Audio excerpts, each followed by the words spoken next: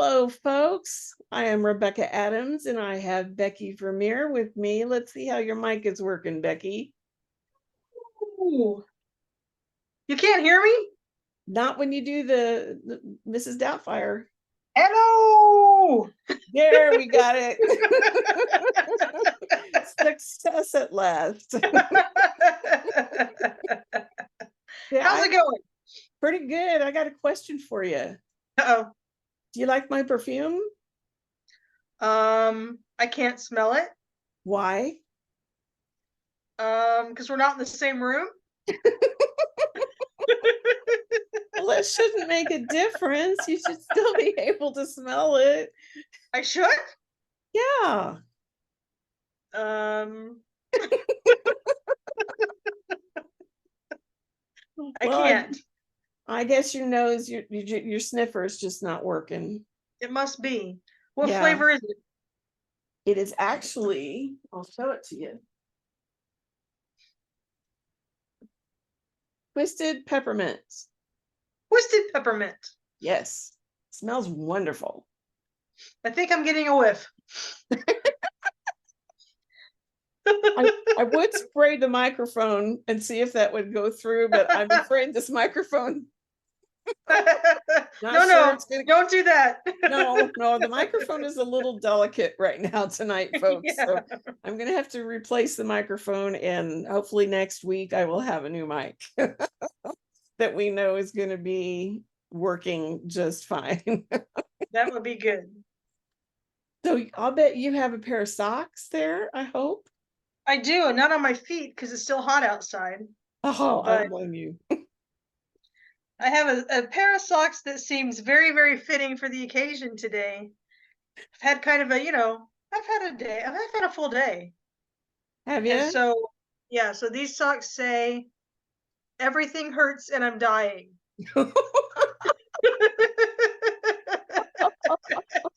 I love it. That seems appropriate for the day that I'm having. I'm so sorry you're having a day like that. I mean, let's just call it a Monday. Yeah, right. Yeah, it's a pretty good Monday for me, though, actually. I'm surprised. Oh, yeah? That's Yeah, good. usually my Mondays are a little on the rough side. It's been a good Monday. Good. Yeah. You have And a special pair of earrings to highlight? I Oh, those are do. fancy. Aren't they cool? $5. Yeah. And they have my tie-dye shirt. It's probably not going to show it to you very well. They're little teeny tiny I see it. turquoise Yes. stones like in there, but they're not like the Very turquoise pretty. rock, but Yeah. yeah. I didn't see that at first, but oh yeah, I see them shining through. Yeah. That's pretty. Yeah. So this is, of course, my tie-dyed shirt, I mean, we're all about the tie-dye around here. Oh, you know it. Tell you what, Yeah. if I could get away with it, I'd wear this every day. It's just, I love it. It's my favorite shirt. I've got a good selection of colors going on my fancy tree. Ooh, that looks like my necklace that I wear all the time. Your tree of life. Got a tree. Yeah. Yeah. Awesome. We're all color coordinated tonight. We are. Now, you were telling me one time that the Crisis Center sells t-shirts or has t-shirts for sale. We have t-shirts. They're not necessarily for sale. The only time that we do t-shirts, we have an annual fundraiser. And so we have them for our fundraiser, but I need to correct myself, actually, because there is a new website, and we will have to share the link on this video. There's a new website that one of my board members has created, where I think you saw me at one time wear a t-shirt that said "Woman Up." Yes. So one of my board members created the "Woman Up" collection of apparel. So now, in addition to tank tops, t-shirts, and hoodies, we have some tumblers too that have the "Woman Up" on them, Crisis Center and "Woman Up." So I didn't think about it until you just brought that up. So I need to make sure that we share the link to her website on this particular episode, since we're talking about it tonight. And what the really cool thing about that is 100% of the proceeds from the "Woman Up" line go to the Crisis Center. 100%. 100%. Oh, I love it. And now tumblers too. Yeah, they're really pretty. Shamefully, I haven't ordered one yet, but I have it on my wish list of things to do. I know. Oh, come on. Your to-do list can't be that long, can it? Just about that big. That's not big, is it? No, that's not So very here's a big. little story I'll tell you though. When my son was born, and as he was a little boy and starting to talk and stuff, our nighttime routine would be, I would say, "Do you know how much I love you?" And he would say, "How much?" And I'd always say, "This much." And he'd say, "That much?" And I said, "Do you know how much that is?" And he'd say, "No, what?" And I'd say, "It's from here all the way around the world, back to there." Oh, So that's also the size of my to-do list. I believe it. I believe it. And you know what? I haven't read your bio for a while. I don't think it's changed very much. No, but you never know if this would be their first episode where they've seen you. So if you Oh, want to know who in the world we are, I am a survivor of 48 years of domestic violence. I met Becky when I stayed at the crisis center. So Becky Vermeer is the executive director for the Crisis Center of Taney County and has begun, I still can't believe this, her 27th year in that position. She is true story. responsible. What's that? I said, that's a true story. Yeah, it is. She is responsible for grant writing, which she's dealing with grant writing brain tonight, fundraising, programming, staff oversight, and community awareness activities. She graduated from the College of the Ozarks with a double major in psychology, philosophy, and religion. Becky has served statewide on the board of directors for the Missouri Coalition Against Domestic and Sexual Violence and held the offices of president and vice president for 4 years consecutively. Becky has been asked by multiple statewide associations to present trainings on domestic and sexual violence. Finally, I'm always out of breath by the time I get to that last paragraph.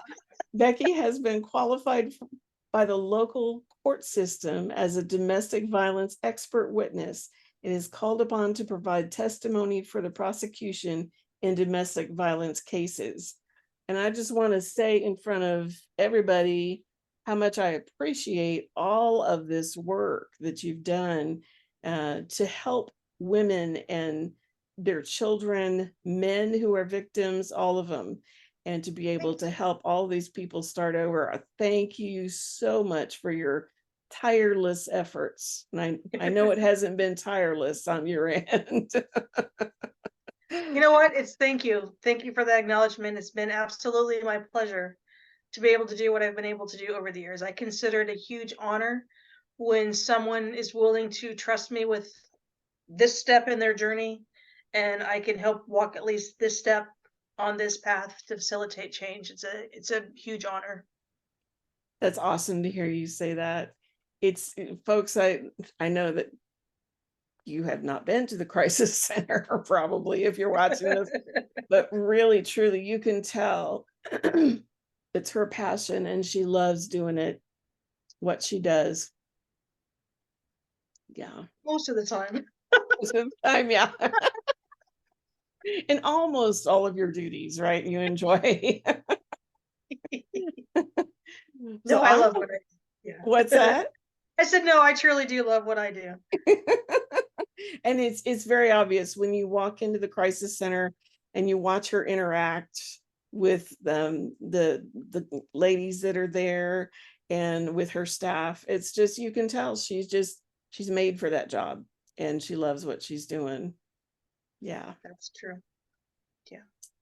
So I have good news on my book. Yay! Yes, I have some really, really good news. Okay, so this is the second edition. Here's the first edition. It just looks like it's a lot Wow. thicker. It's basically just smaller pages. So it's really not any thicker, but this is the second edition. So it is updated. It is now, by the time this episode airs, you will be able to order the second edition on Amazon. Right. Awesome. Yes, right That's now. exciting. I know. I'm so excited about it. And then the ebook is also available on Amazon. Very Um, cool. yes, the audio version, my guy is still working on that as we speak. Um, he's just an amazing guy. We've been talking on the phone quite a bit to try to get this worked out on Amazon. So I'm really excited. My book is called Free to Soar, just like our podcast. And it has not only my story in it, it also has in the back 2 sections that just, I think, make it an extra special book because it defines every single kind of abuse and gives you examples of each. And then there are also some places to kind of give you a jump start where to look if you're looking for information to learn about domestic violence, or where you can point somebody in the right direction if they're maybe being trafficked or they're in an abusive situation. So it's not just my story. It's a helpful piece of information, a good educational tool. So I wanted to give you that But exciting do news. me a favor and don't discount when you say it's not just my story. Don't discount your story, because if people take the time and pay attention and they listen to your story, it's very what's the word I'm looking for? Well, it's enlightening for one, it's inspirational in another way, but the education that comes across Stephen and listening to you share your story of the fact that you're willing to be so vulnerable and talk about these things, and as you on your journey grow and heal, it leads us also on a journey of growth and healing. And so please don't discount and say it's not just my story, because I think your story is incredibly powerful and it needs to be told and people need to hear it. Well, Don't thank forget that. you. I appreciate that. I will try to omit that phrase next time when I bring up the book. So There is a reason that you were called to share your story. We need to remember that. yeah, that's true. Yeah. Thank you. I Yeah. appreciate that. Well, I want to pick up where we left off with victim blaming. We were Mhm, talking about that on our last episode. mhm. And I remember when I first came to Branson, and there was a time I ran into this fella, an older guy at the gas station. And I don't even know how in the world I got on this conversation with him, but I told him why I had moved there. Maybe he asked me, I don't know. And so I told him, and he said, "Ma'am," he said, "I want you to know that we don't put up with that around here." He said, "You can just call on pretty much any one of us if you need us, if he comes around." He said, "We don't like that." And I said, "Thank you, sir. I appreciate that." But one thing I have heard right around that time, I started hearing it, and it just makes my skin crawl when people say, "Well, no, I'm not going to call the law. She knows what she got into. She must like it, or else she'd leave." Mhm. Now, we have talked about the thing if it's not just leaving. You No. don't just waltz out the door, like your Doris Day in a movie. Boy, I'm really aging myself, aren't I? You don't just waltz out like you're in a musical and say sayonara. It's not like that. No. You're literally, and I went into that a little bit and gave you a comparison on our last episode of Mhm. how scary and scary doesn't even say it. It's beyond terrifying. I don't even think there's a word to really accurately describe what it does to you on the inside, just to even think about escaping. And that's why I'm so glad. And Jen, I'm going to give you kudos. Thank you for passing that on to us right before we started doing this podcast. And she sent me something on Facebook on Messenger, and she gave me an example, and she said it's escaping, it's not leaving. So thank you, Jan, for that. Appreciate that. So it's not just a thing of, well, she likes being hit or she likes being whatever. Okay, so I've got a smart aleck mouth. What? Yeah, I know. never knew that, did you? I'm shocked. I'll bet you are. I don't always say what I'm thinking, but I have a very smart aleck mouth. And so when I hear that, I'm thinking what comes to my mind is really, so did you enjoy it when you were in grade school or junior high and that bully picked on you and beat you up in front of everybody? Did you enjoy that? You did, huh? So then when you came back the next day, did you look up that bully and ask him to hit you again?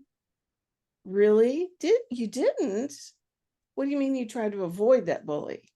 Really? Now, come on. You're teasing me. I mean, it's just as ridiculous as trying to say that that person looked up the bully that beat him up the next day. Right. That is the most ludicrous thing I've ever heard. What do you have to say to that? Well, you know, it makes me think, way back when in my first year working at the Crisis Center, there was an elected public official that, for the purposes of this program, I will not say the person's name nor their title.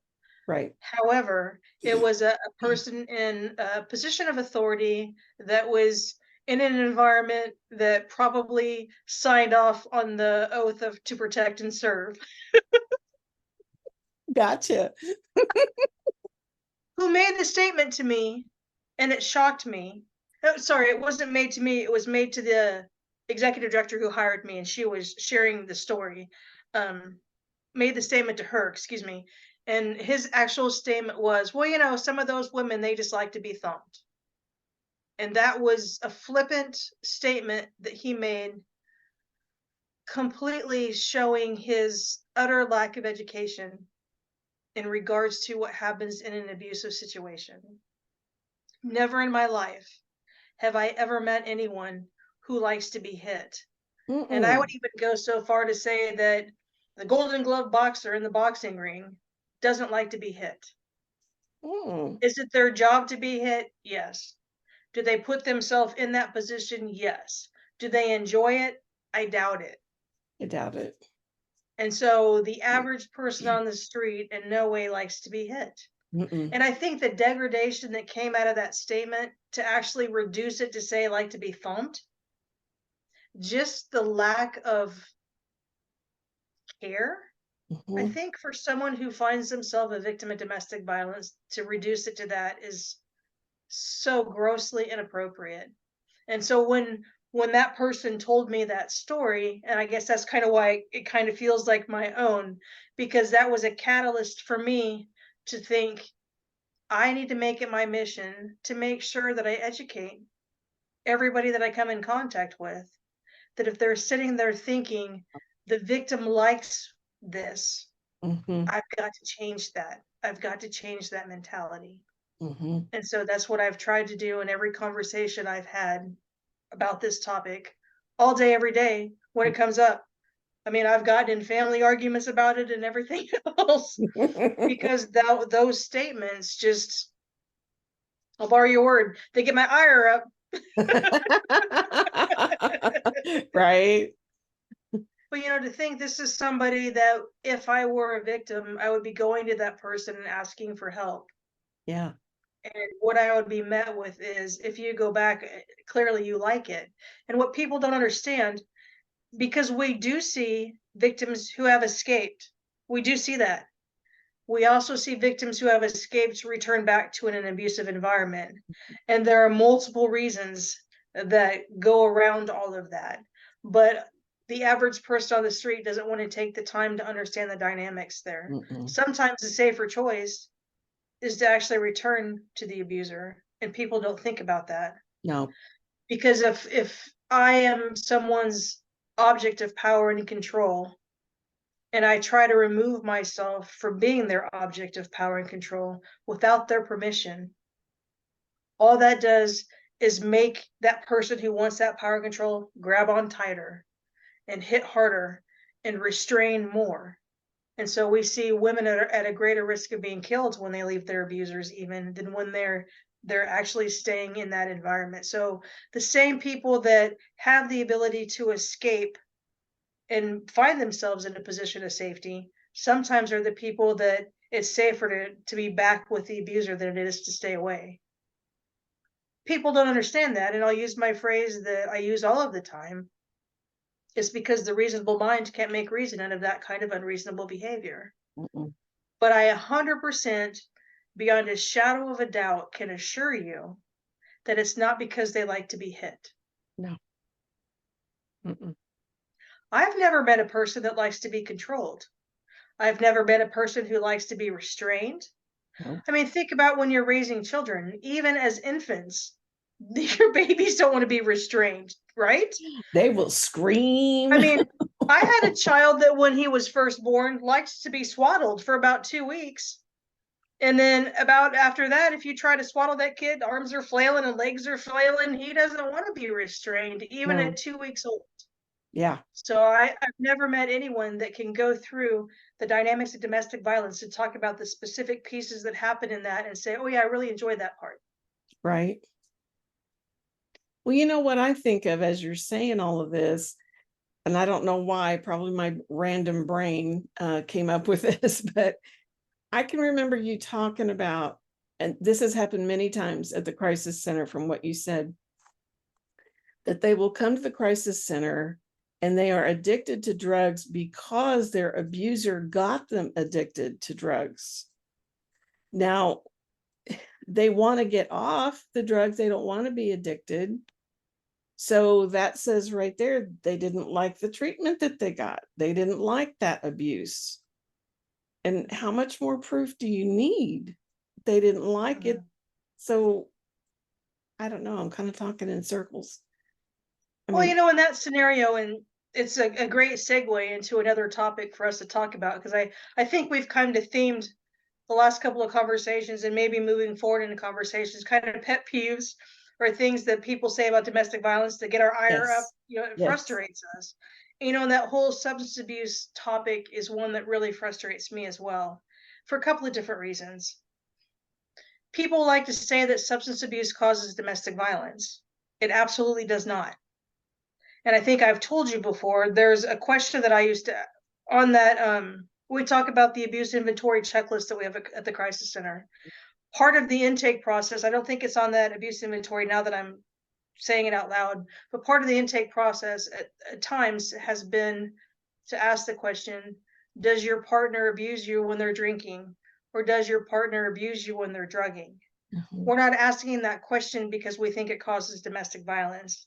In fact, a lot of times it's not 50-50, maybe 75-25, and I'm just making that up, so don't take that to the bank at all.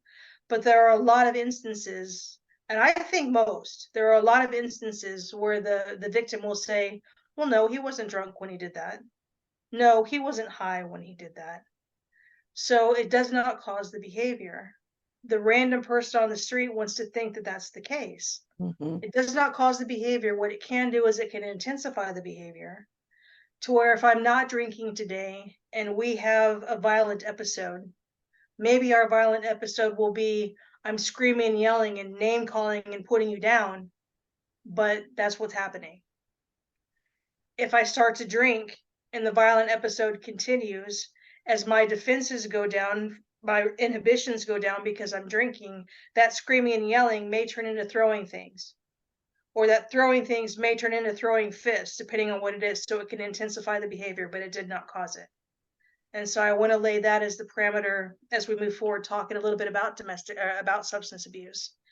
The other thing is, not every person who's a victim of domestic violence uses substances.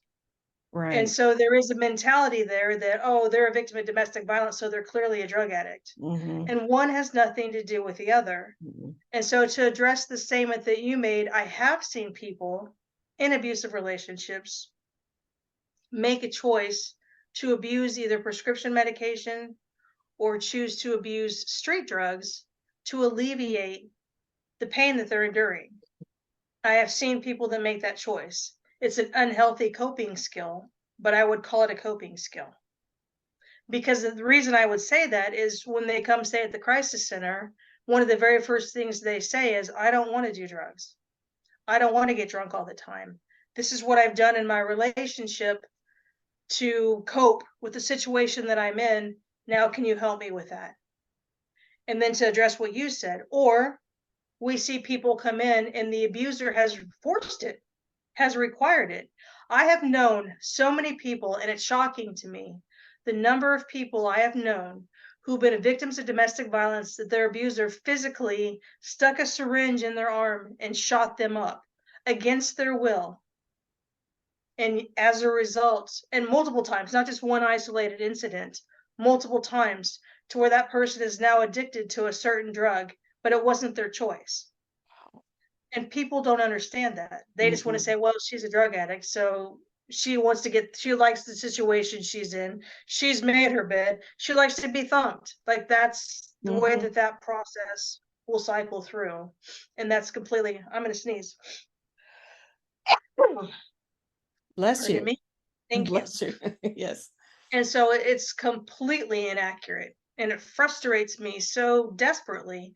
And I've told you a story before about a person I know that was basically locked in a trailer with no heat, no air, no electricity, no running water, and the abuser hand fed her medication. In fact, there was moments where the only interaction she had with the abuser was when he was handing her medication. And then what he would do as a tactic of power and control would stagger when that would happen. And so sometimes it'd be days, sometimes it would be hours, but he full on made sure that she was physically addicted to the drug. So that when he would finally open the door and she had somebody there, he would finally come in the room. One of the first things she would do would be like, hold out her hand, because I need that. And then he would use that to belittle her and put her down and threaten her and all those other things. It's horrific. And horrific is not, I agree with you, horrific is not a good enough word to even describe a scenario like that. But I'm telling you, those things still happen in the world that we live in 2023. That's what we're talking about when we're talking about the need to escape from an abuser. Those are the things that our abusers are capable of. And I want to point out that, and because I think maybe we don't think about it in this context, but even worse things than what you have shared, they are currently going on right now. Yes. And the horrific things that we hear on the news and the murders of domestic violence victims, those kind of scenarios are still being lived out somewhere, maybe on your street. And that's another reason we do this. I had one lady who told me her story, and I'll try to keep it very generic. She was kept in a room, was not allowed out of a room.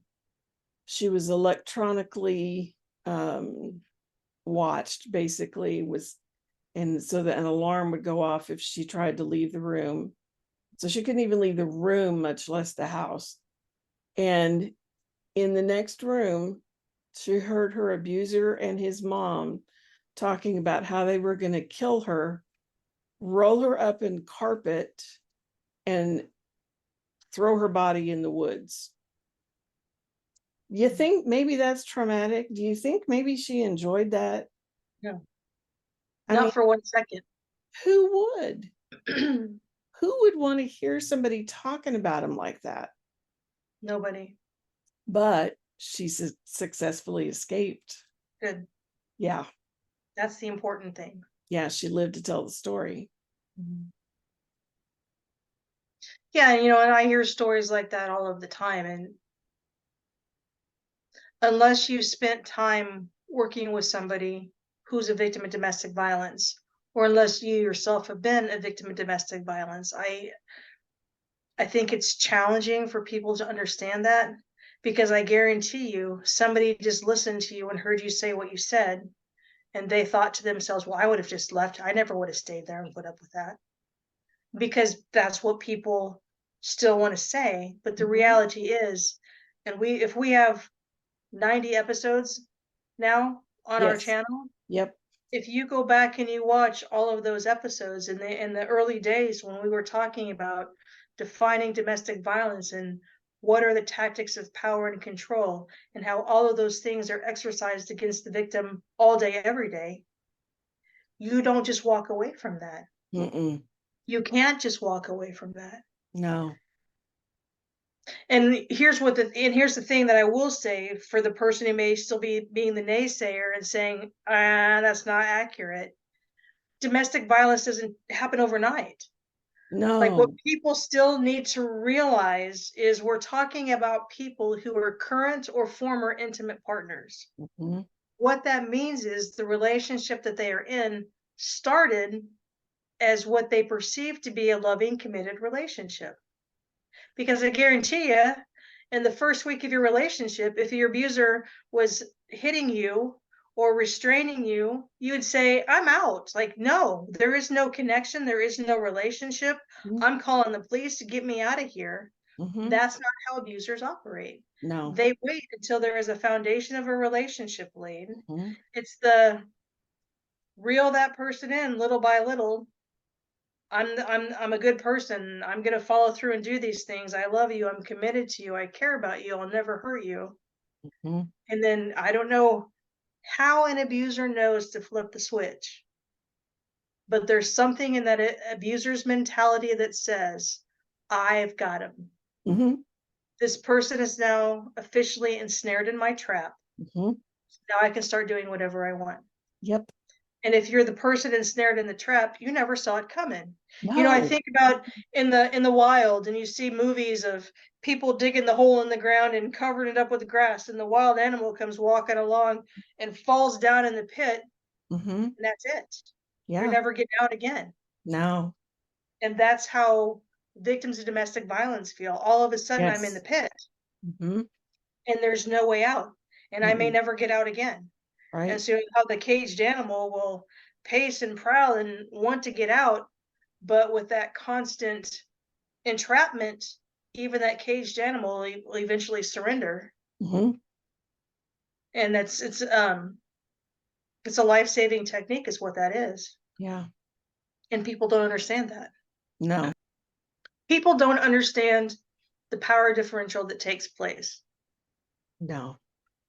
If you enter into a relationship just wanting to be in a relationship where you're committed to, let's give 50-50 or let's do 100 or 100, we're on the same team, we're pulling together, Yeah. there's no power differential there. No. We're partners. I mean, people use the word partners all the time. We're partners in this Mm-hmm. relationship. Yep. Partners imply that nobody's in charge of anybody else. We're partners. We work Right. together. We make the Equal. decisions together. Mhm. We make the mistakes together. We pay the bills together, you know, whatever it happens to be. When you enter into a relationship with an abuser, there is a power differential that comes along with that. But that power differential does not show itself No. on day one Nope. or day 30, Mm-mm. maybe not 6 months. I mean, that's why I say I don't know when the actual abuser decides to flip the switch, but it's whatever that abuser is convinced, I've got you. Mm-hmm. And I can't tell you how many residents in the crisis center I've worked with who've used that expression. And then he said, I got you. And It's now we like know. it's like when I worked in retail and you finally buy in. They use the phrase buy in. When you finally buy in to the company, you know, whether whatever that would be, the tactics of sales, or you buy into the whole idea behind this company, this corporation.